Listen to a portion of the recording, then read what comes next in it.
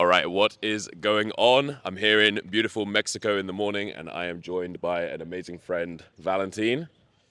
And we are going to go through a bunch of things today that's going to be extremely valuable. But before that, I want to allow him to just give a little bit of an introduction as to who he is, his experience, and just basically lay the groundwork as to what we're going to be going through today. Yeah, pleasure to be here. Valentin, and I've been in the high ticket space since 2018, so that's almost like 7 years. And right now I'm working on our own offer of building infrastructure, so you could call me an architect of sales infrastructure. I've been a closer, I've been a setter, I've been a manager, and slowly but surely moved into a position where we're just offering our services and our infrastructure for people in the online educational space. And yeah, that's what I love to do, just building and managing teams, growing teams, and getting them to another level. Nice. Okay, cool. So obviously, I've been coaching for a fairly long amount of time. Valentin's been in the space for significantly longer than me as well. So these are typically just questions that we see very commonly as sales reps are emerging into the industry, or as they're maybe progressing. They've been a closer for a little bit. They want to, emerge into the sales manager role, this type of thing. So we're going to cover a lot of those types of questions. First one, obviously, you're taking on offers, you're managing them, you're building them out. When it comes to the sales rep side specifically, what are like some of the key things that you're looking for, whether it's more of like them as an integral human or whether it's more of like the accomplishments that they've had? Like, what would you say is like the criteria that you look for to know this sales rep is just going to be an amazing fit? I believe it depends a little bit on the company and where they're at right now and what they really need, because a sales team also lives off the dynamic of different players, like in any soccer team or whatever you want to go into. But overall, what I'm looking for is mainly their attitude, that it fits the company's culture, and that they're driven and coachable. Because I can train someone up pretty quickly, but if they just don't have an attitude of being open to getting critique and getting pushed, then even if they have great skills, they will just not be humble enough to take that in. So that's like my observation. Although at the same time, of course, I want to attract people who do have the skill set at a level where I don't need to pour into them for another month, because that just costs the company extra. Yep. Okay. And on that, then, so when it comes to someone comes in, they've got great energy, they've got a great attitude, you can tell that they're going to be someone that's like humble enough and able to listen to you. We Yeah. were discussing this before starting recording. A lot of people don't know what it looks like to even work with a good sales manager. They're clueless to it. They're on an offer right now, they're just ticking along. So let's say you find that person, you know that they've got a lot of work to be done on their skills. What would you say are like the things that you take someone through to train them to a higher standard? Yeah, great question. There's a couple things that I need to go through with them.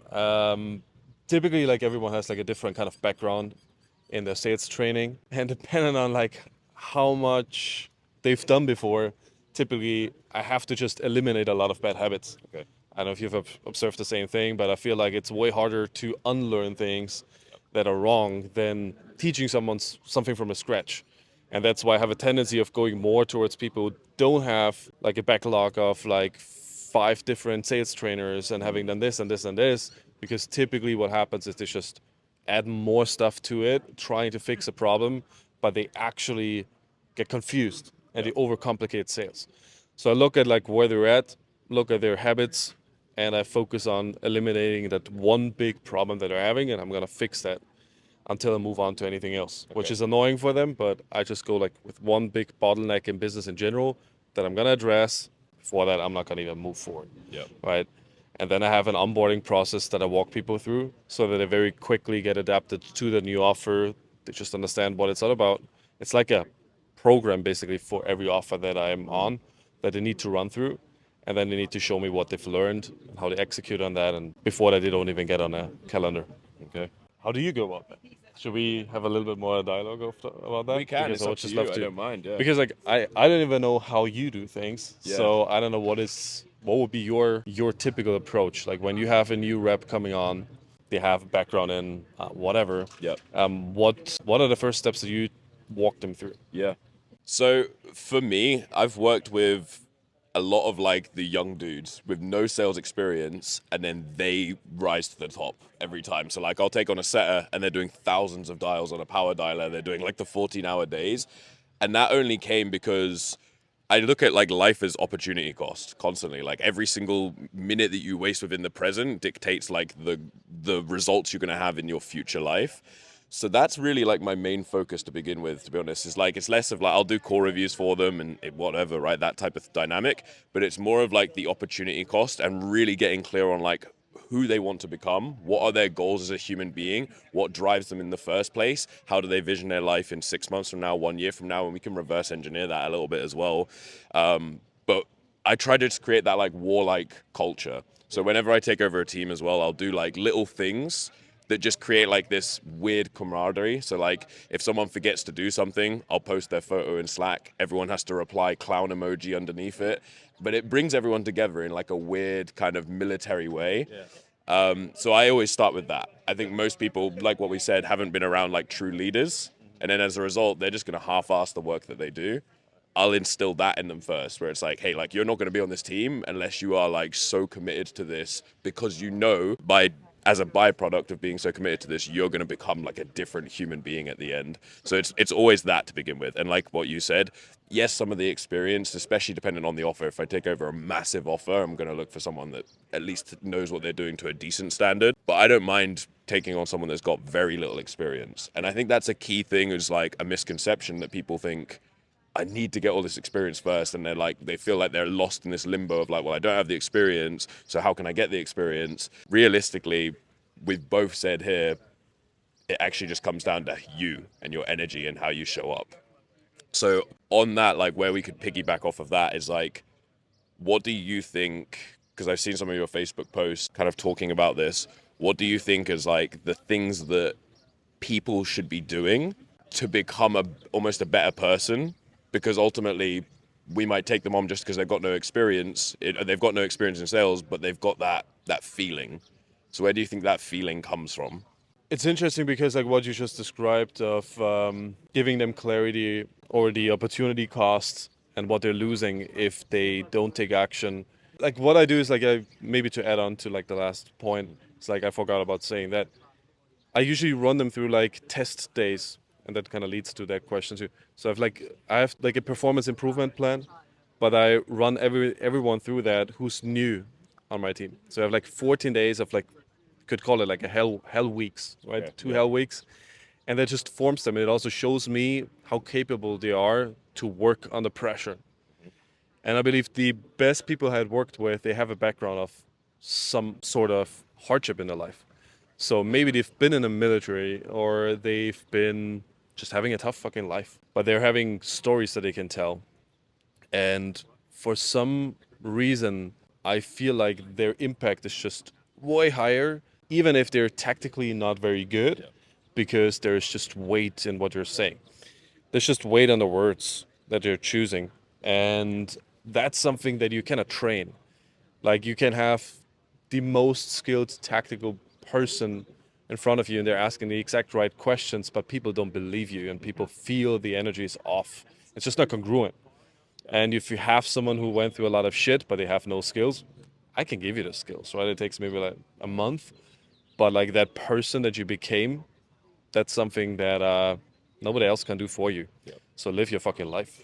And like I said, because obviously I do a lot of coaching calls, you can tell the people who are just soft and fluffy around the edges, both a lot of the time in terms of appearance, but also more of the internal, they haven't gone through hardships. And like, this is why I said, like, if you haven't gone through those things, you know, sometimes it's a natural evolution. It just happens to you and it's reactive. But you should be going out and creating those environments as well. So like Christmas Day, I haven't ran for like a year and a half. Christmas Day, like the morning of Christmas Day, everyone's eating and drinking. I've done a half marathon. And it was just like, it's those little tests where you're like, you don't realize that you think it's just like, oh, you know, it's just this thing in the moment, but it's not. It's like this massive knock-on effect of like, you're the type of person that's willing to do things that it doesn't have a purpose to it, but it's uncomfortable willingly. And it just strengthens and hardens you as an individual. And then you become someone else in the process of it. So yeah, I totally agree. 100%. I believe it also has to do with awareness because there is people who go through a lot of stuff, but they never take the time to reflect upon that. So what they do is they just don't process their stories. Yeah. And I believe big part of it is just becoming a storyteller. All that we do with content is we basically reflect it upon what we're saying right now. Like, it's not the first time that I say what I say. Yeah. And a lot of people just go through their lives and they just do the things that they do, but they never sit down and actually reflect upon that and say, like, whoa, this is a crazy fucking story, right? And the more that you get into that, the more you start turning it around and say, like, how could I create a crazy story Yeah. of my life, right? If I have a decision that I can make between me doing the same thing that I used to be doing and doing something that will allow me to tell a good story, I'm gonna do that thing, Yeah. right? And that makes life so much easier too. And in the end, that's what you need to do on a sales call, right? The people that we have on a call, they're having stories and they're having deep fucking pain typically, and you need to be the person who leads them to a better place. How will you be able to do that if you're not even doing that for yourself, right? As simple as that. 100%. Yeah, and there's a reason, guys, that like it depends who you're watching, right? You can watch these guys that are doing the little fake objection handling Instagram reels or whatever, but like typically most of the time, if you look at any self-improvement type YouTubers or people that are good at sales or whatever it might be, or just have life experience, they give a lot of the same advice, right? And there's so many people, me included, back in the day, where it's like you take that advice, but you don't actually execute on it. And what Valentin was saying there is so true. The only thing that we have at the end of the day is the stories that we've created throughout our life. And that defines who you are. Like, it doesn't really matter, like the bank account and those things, they're a byproduct. But most people are so consumed and scarce with the money side that they then don't end up living, and they're just a nobody. That's interesting. Because like if you look back at your life, maybe ask a question on that. And I talk to a lot of very successful sales reps and a lot of managers in the space. If you look back through your life, right, like you've managed to make a lot of money, but you came from a point where you were basically broke. Yep. And I've done the same. People want more money, and I believe that everyone should aim for making more money. But when did you create better stories? Was it when you were going through that hard shit and you were having basically no fucking money and you had to kind of put together your last couple pounds to just pay for fucking hostel? Yeah, Or is it in a time where you're like, you know what, doesn't fucking matter, exactly. right? What would you say? Because like I think like a big thing that a lot of people come up with, and I think it's just an excuse, is I don't have the money, so I cannot create any of these stories for myself. Yeah. What would Well, you tell them? the funny thing is like for 6 years I was a restaurant manager. Nothing was changing. I was making not a good wage, but I was making enough to survive. And then as a result, I was in that horrible limbo. My finances weren't growing, but I wasn't pushing myself and taking risks where I had these experiences. So my life was completely stagnant for 6+ years. The moment that I went all in and said, okay, fuck it, I don't want to be a restaurant manager anymore. I was running an agency at the time, and I had one client and I just took the risk and I left. And of course, struggled to pay rent, struggled to do all of these different things, right? Like something comes up, you need to go traveling, and then, yeah, like you say, you stay in some horrible bunk bed hostel, right? Those are the literal moments that defined me. And what's so funny is like the amount of places, obviously I've worked with Iman, the amount of people like where within a year of working with him, people are like, what happened to you? You're so different. Like you were so nervous when you jumped on this team and now you're just a different human. It only came from that. It only came from like, shit, I'm in these tight spaces. I'm in these tight situations. I'm still willingly investing into myself despite that, because I'm looking at like, again, the opportunity cost of like, well, if I just eat shit for a year, where could I be? Compared to, or if I just cruise for a year, where could I be? You're going to be almost at the same level. And people don't think about the character definement that you go through, but people don't think about, again, the amount of growth that you can go through from being willing to be that like risk heavy. 100%. And if you look at your life and the day comes where, well, you know that it's over, what is it that you will look back to? Will it be just like, oh yeah, I had like some good times here and some good times there? No, you'll probably remember like the crazy shit that had happened. And you're fucking grateful for that. And that's what we need. That's what we need for our cause. That's what we need for helping people. Right? And that's why that's also what makes good stories for any movie and any kind of book that you ever want to read. And I think we tend to forget about that because we're the character in that fucking movie right now, and it's horrible in that moment. But it always helped me to reframe that and say, like, you know what? This is gonna make a good fucking story. There's a lot of shit happening, and believe me, a lot of shit happened in my life. And I'm grateful for that because it allows me to be who I am right now, and allows me to bring that over to other people and actually help them. And that's why we're in the space, right? That's how you then help people on your team. That's how you help people on your calls. Whatever you want to do, you need those stories. 100%. And last thing I'll say, like I've said this on coaching calls, like I look at everything like I kind of visualize it. I'm a visual person. Like there's like a lens side of my body, which is like my perspective lens. So every time some fucked up shit happens to me, I imagine it going through this lens. I'm like, cool, what are going to be all of the growth areas that I'm going to go through as a result of this thing happening? And immediately in the moment, you almost to a degree enjoy the suffering a little. And that's the difference between someone that grows a lot and someone that just doesn't, because we all know someone where you could have two people, they go through identical experiences, but they're very traumatic experiences. You get the one person who steps up and is in that moment and they're doing everything that they need to do in order to get through to the other side, and you get the other person that crumbles. And I've seen that personally with friends and with family, and then they're never the same afterwards because they allowed that one experience to define them, but define them in a bad way.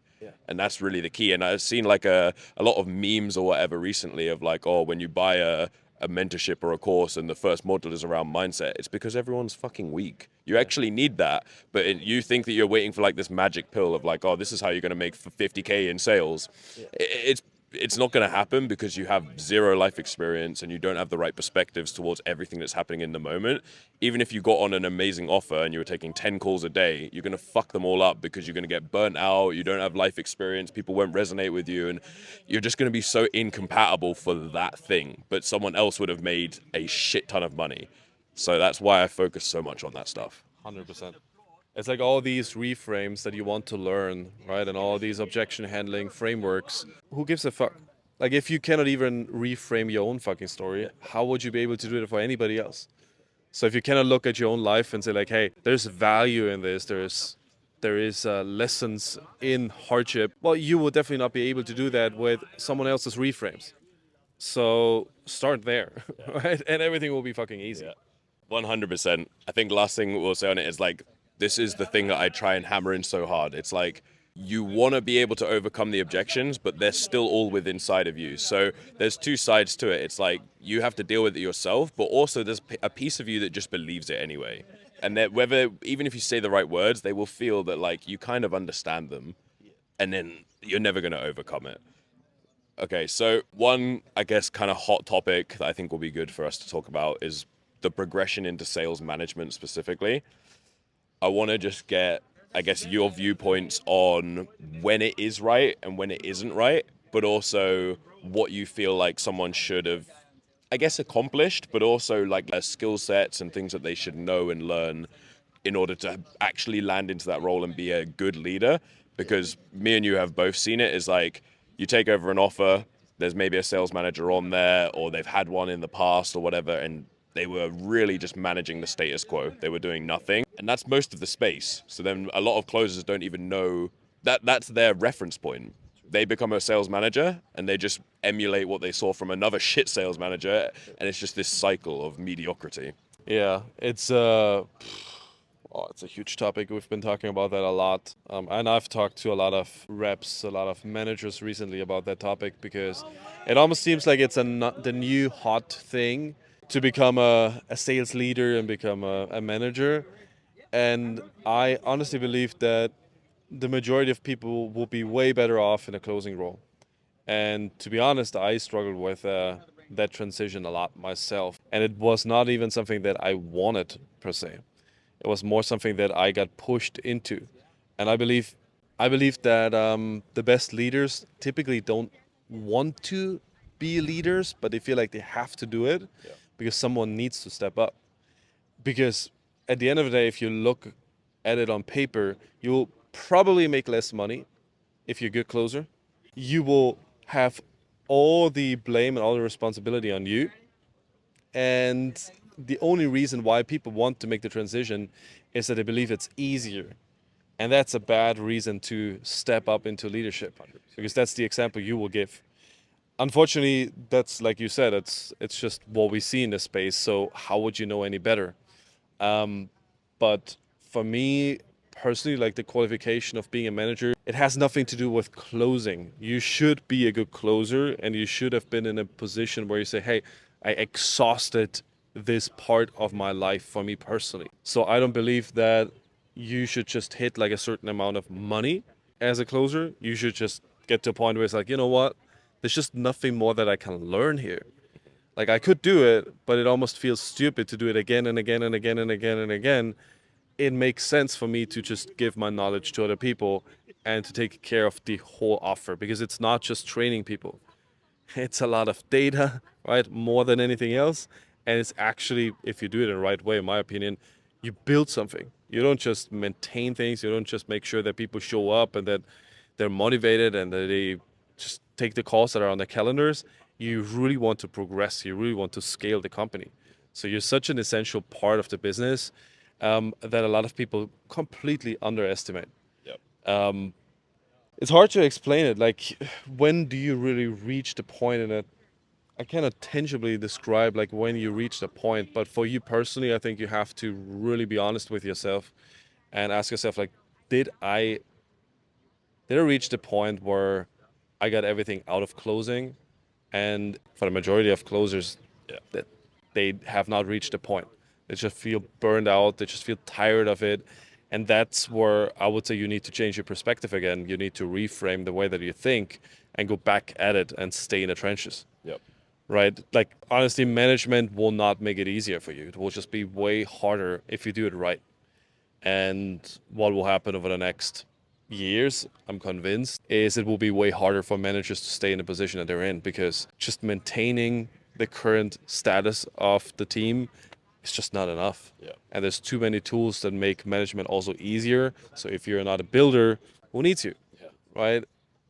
I've seen teams where there is two closers and a manager, or one closer and a manager. I'm like, what the fuck are you doing? Like, why the fuck would you need a manager? Right?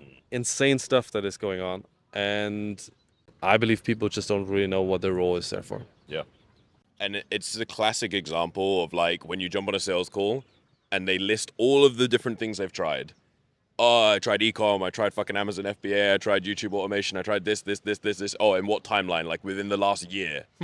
Weird. You're not like actually trying realistically. Like you're jumping from thing to thing, and sales management has just become the next buzz, right? Like closer is definitely, became the buzz thing, and it still kind of is, but now it's like also sales manager. And the reason for it is like you have to audit like, am I going into a role because that is just the next logical step, or am I running away because I'm kind of shit at the thing that I'm doing right now and I'm just hoping that my life will be easier? And the problem is like we said, it's a toxic cycle, because you believe it's going to be easier because you've seen someone else that's half-assing it. Yeah. If you saw people like us on your team, you probably wouldn't be like, oh yeah, I need to be a sales manager, because you're going to see us running around fucking probably going bald from the level of stress and just like 14-hour days, 7 hours a day, right? 7 days a week, I mean. So that's where you need to question, okay, like, have I actually stuck this out for a long enough period of time to be able to say, like what Valentin said, it's like there are areas and threads that I could continue to grow, but it's minimal. Like it's at the point where like I know exactly what I'm doing, and you should be developing these skills that will be beneficial as a manager whilst you're in that role. So if you genuinely believe you're becoming a good closer, I became a significantly better closer when I started then taking it upon myself to do call reviews for other closers, or start helping out the setting team more and being much more hands-on with them. And you can gain those leadership skills, which are so important, and you should strive for that without kind of thinking, oh, well, it's time for the next progression. It's like you're going to land into that role, you're going to be clueless, you're going to have a lack of leadership, people aren't going to follow you, you're basically then just going to deliver really average results. Yeah. Whereas like that was the literal path I took. Became the closer, started like, being the top closer every single week. At the end of the meetings, they would always say, oh, Scott's top again, right? So then it's like, okay, cool. People were coming on, and obviously I'd done videos with Cole. Cole was on Iman's team, and like I was training him, and then I was training other people. And then I started doing like team trainings in front of everyone, and like get uncomfortable and start helping other people. And you'll start to develop those skills, but in a way where it's not jeopardizing a job role that is actually significantly more difficult than you're weighing it up to be. I think what you described there is just it feels natural when it happens. It's not like, oh, I made the decision that I want to be a leader. And I feel like that's kind of how people imagine it very often. It's like, I made a decision, now I'm gonna be a leader. No, that's not how it works. Yeah. People actually want you to lead. That's like that's where it just happened. Like right, like for you, the way that you describe it, you just became top closer. Then in the team meetings, you started like just acknowledging their position. You started helping other people, and it just happened. Yeah. It was not like, oh yeah, you know what, next year I need to be a manager, and I would just put myself in that position because it's such a different skill set. It's completely different. It's very often it's like one to many sales, right? It's like it's different. You have to speak to multiple people at the same time. You have to give up on your ego because, well, it's not about you anymore. It's about the team.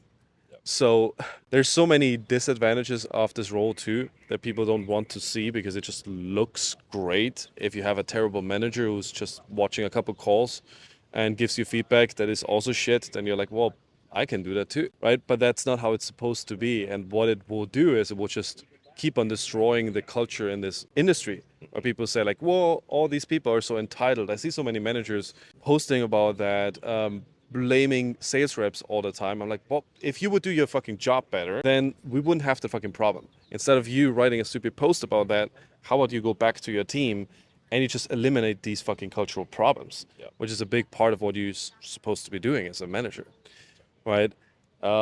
Yeah, it's an interesting topic, but I think you will naturally get into it, or it's just not meant to be yet. Okay. Okay. Cool. So one thing that I want to talk about, because this, I don't know about you, probably the same, is just all over my feed.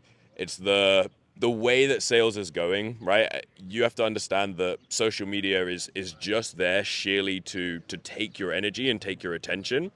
And then as a result, it starts eating away at you, and then you start buying courses from questionable people, let's say. So I wanted to talk a little bit about your viewpoints. Let's say objection handling, right? It's like the hot topic. Your viewpoints towards the videos that you see where it's like very clear cut script, like, oh well, if you had a bag of money, would you do it? Like that kind of dynamic, right? And that belief of like, oh, you can just overcome objections if you follow this amazing framework that I'm going to charge you $7,000 for, and I'll do a group coaching call or whatever. Compared to, I guess, how you would handle objections. Yeah, it's an interesting point because I've started out with basically like no script whatsoever, and then I went into like being super scripted and following exactly like processes like that, right? Like by a T. And the the argument that people make all the time is like, whoa, in any movie, the actors have a perfect script that they follow too. So why wouldn't we do the same? I would argue, well, the problem is your prospect doesn't have the script. So he's not one of these actors. So how the fuck would it work? Right?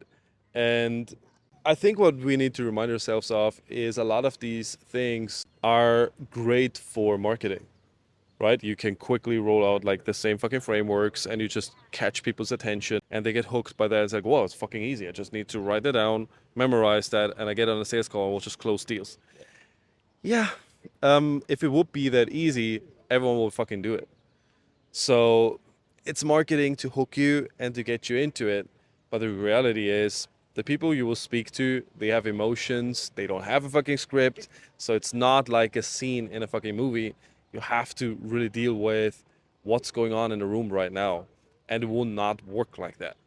Whenever I see calls from people who are very, very scripted in their objection handling process, it's it's it's crazy. Like I see that I'm like, how can you be so uncalibrated? And they're surprised because like sometimes it does work, nevertheless, very often it doesn't.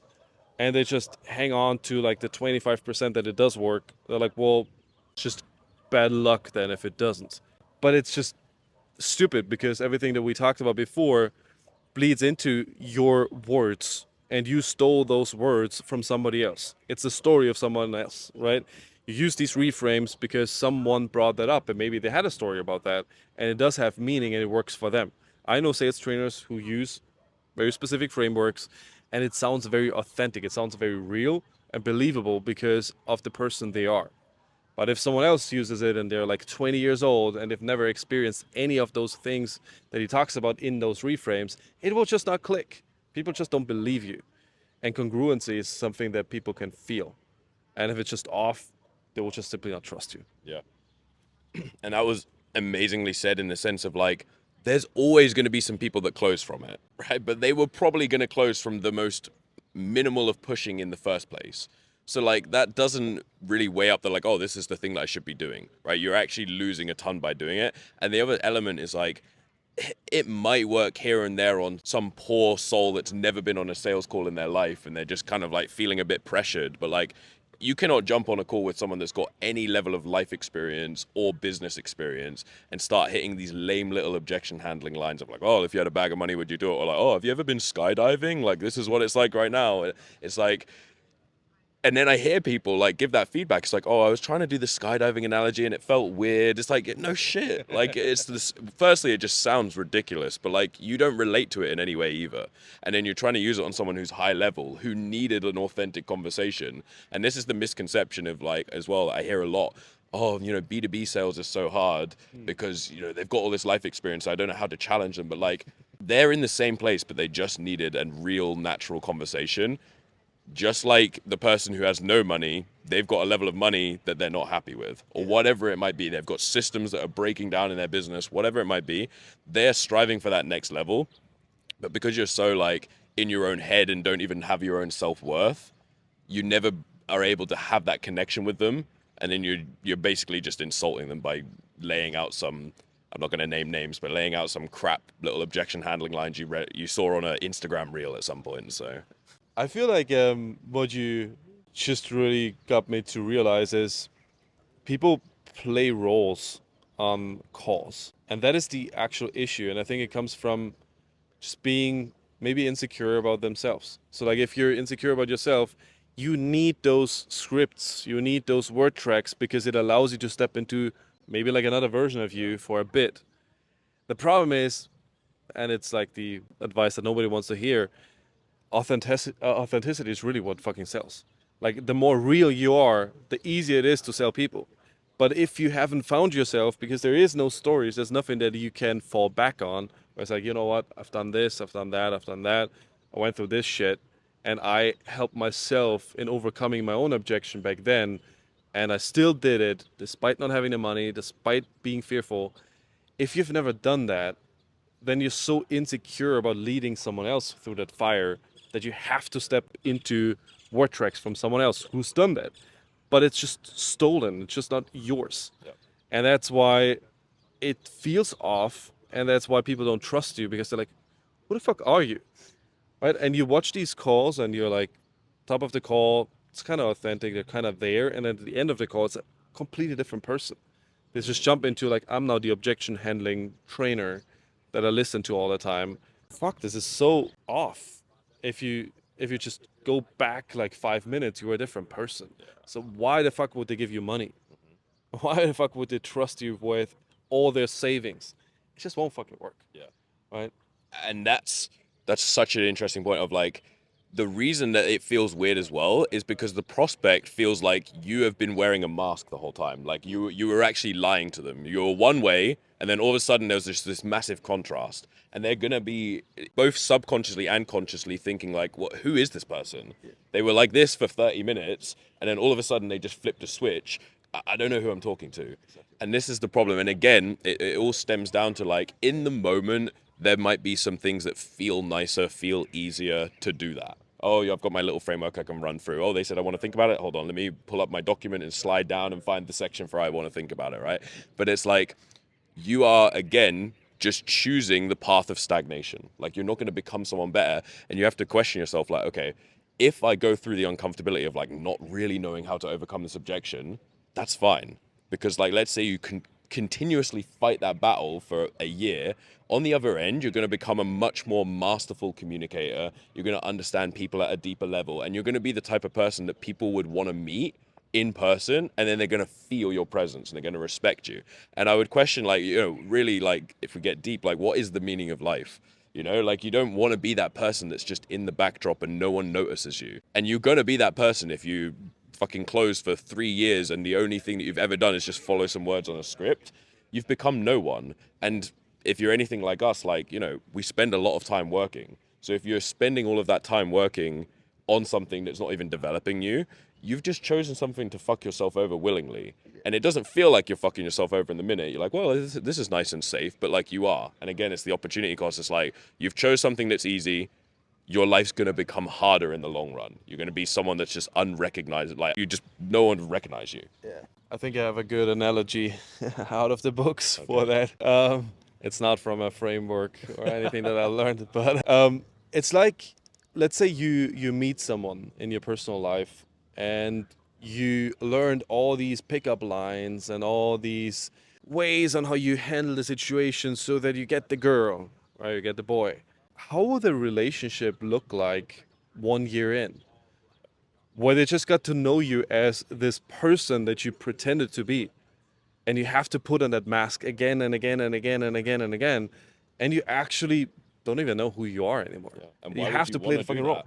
Why the fuck would you do that? But that's exactly what you decide to do when you approach your sales calls in that way. You just put on that fucking mask. And how exhausting is it to play that role all the time? You have to do it for 8 hours, 10 hours, 12 hours a day, every fucking day. If you would do that in a relationship, you would just be done after like a couple of months. And that's why people probably get exhausted. That's why people get to a point where it's like, you know what? Maybe I'm supposed to be a manager because I can teach other people my beautiful frameworks and my reframes and my objection handling processes.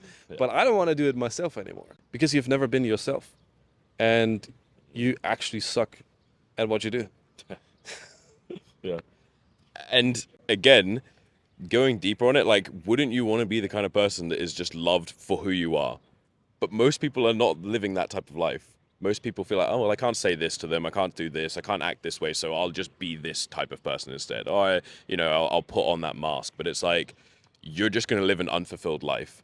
Whereas imagine you have, like, if we bring it back to sales, like just this amazing conversation, you hold them up to a higher standard. You're the type of person that's like acting as a leader. And at the end of the conversation, there's an authentic, like, thank you. That's going to leave, whether you realize it or not, that's going to leave a mark on you as a human and on your identity. And that's really where you continue to grow.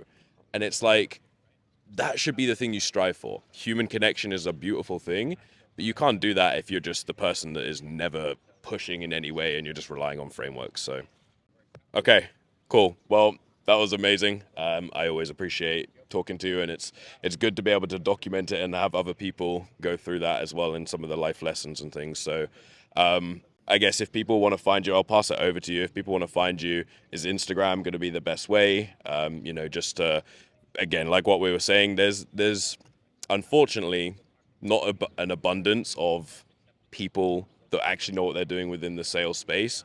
Valentin, I can tell you from the bottom of my heart, is someone that actually fucking has a grasp on what to do when taking over a team and how to close. He's a beast of a closer.